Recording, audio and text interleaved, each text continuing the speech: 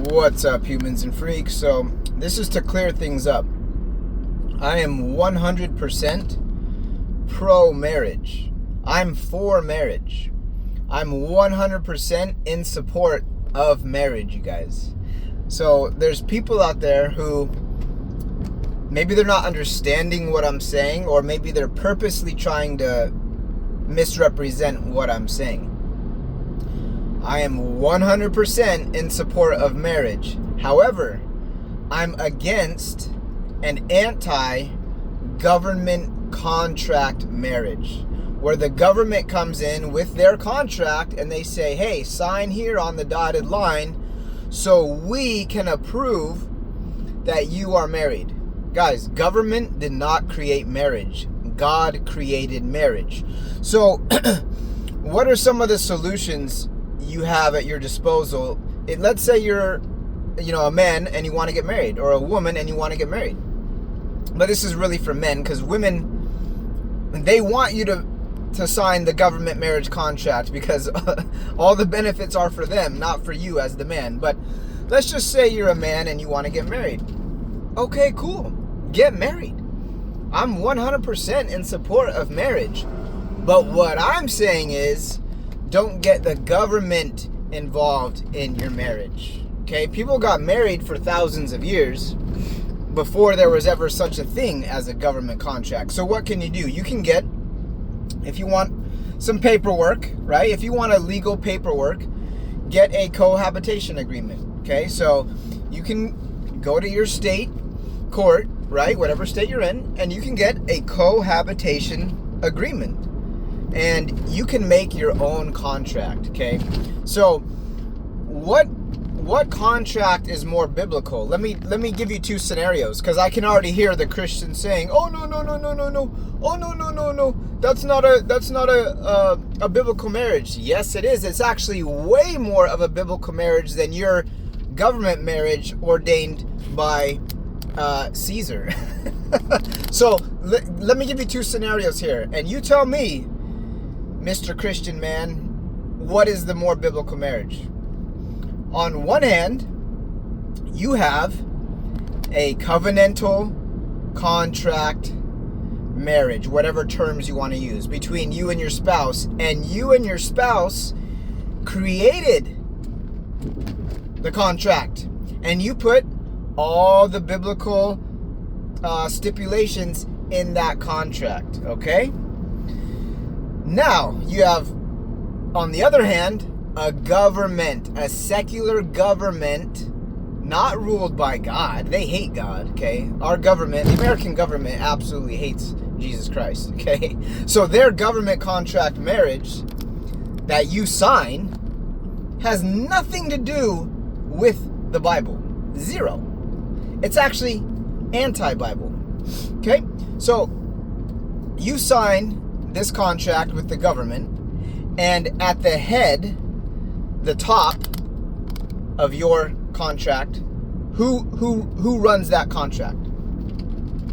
The government, not God, okay? Now, in their contract, there's something called the best interest of the child, okay? And you'll find this out in divorce court, if and or when, and the probability is you will go through divorce court if you get a government contract marriage, okay? Now, they have something called what's the best interest of the child, okay? So if you're in a typical scenario, right, and you're the man and you're gone at work most of the time, and your wife is at home with the children most of the time, especially, in their early years, their younger years, guess what? If you go through a divorce and you're in divorce court, that government is going to say, well, what was in the best interest of the child? We determined that by who spent the most time with the child. And whatever parent spent the most time with the child, most likely that's going to be the parent that gets the better deal when it comes to, child custody and all that stuff.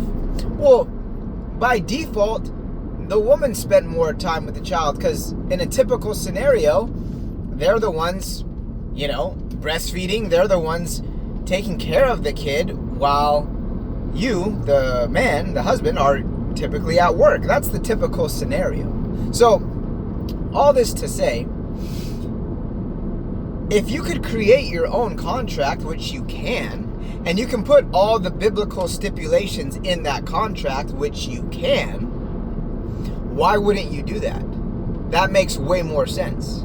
Okay, so now I'm speaking to the Christians, okay, the Christian men, because Christian men have a hard time, I think, understanding and accepting what the red pill actually teaches. We're not anti-marriage, we're actually pro-marriage, but we're anti-government marriage, okay? We don't believe the government has the right or the authority to get inside your marriage and say, no, it has to be like this, it has to be like this, it has to be like that. And that marriage certificate, it's not a certificate, it's a contract. That marriage certificate that you sign, that's a contract with laws stacked up to the ceiling, and guess what?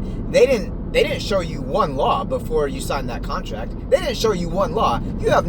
You just signed it thinking it's some certificate. No, it's a contract, and it has thousands and thousands of laws attached to it, and you don't know one law. I've asked pastors, can you give me one law in that government marriage contract? Can you name one law? They cannot even name one law. Because, guys, this is how brainwashed we are in society. We're brainwashed, you guys. They never taught you anything about the most important contract you will sign in your life, which is what? A marriage contract.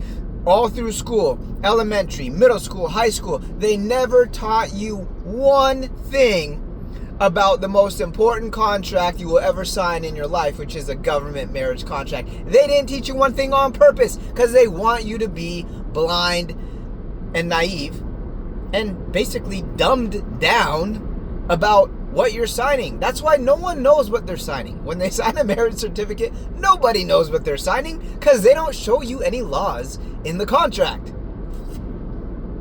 So all this to say, guys, I'm 100% pro-marriage. I'm all for marriage. Get married. Go for it. What I'm saying is, don't get the government involved in your marriage. They weren't involved for thousands and thousands of years. It was always between typically the families that were involved, okay? So the families would work out whatever deal they want to work out, right? Or it was just simply a spiritual union that was done in a church setting because God created marriage. Government did not create marriage. God created marriage. So God gets to decide what are the terms? What are the stipulations? How is this marriage really going to run? God decides that, not your secular, God-hating government. So, to all you Christian men out there, I actually have the more biblical view of marriage, not you. You think you do, but you don't. Because you're just going along with what society tells you to do. Sign the government contract, sign the certificate, and then guess what? 5, 10 years, whatever. Statistically speaking, you're going to find out what's in that contract the hard way one day. All right? All right. God bless.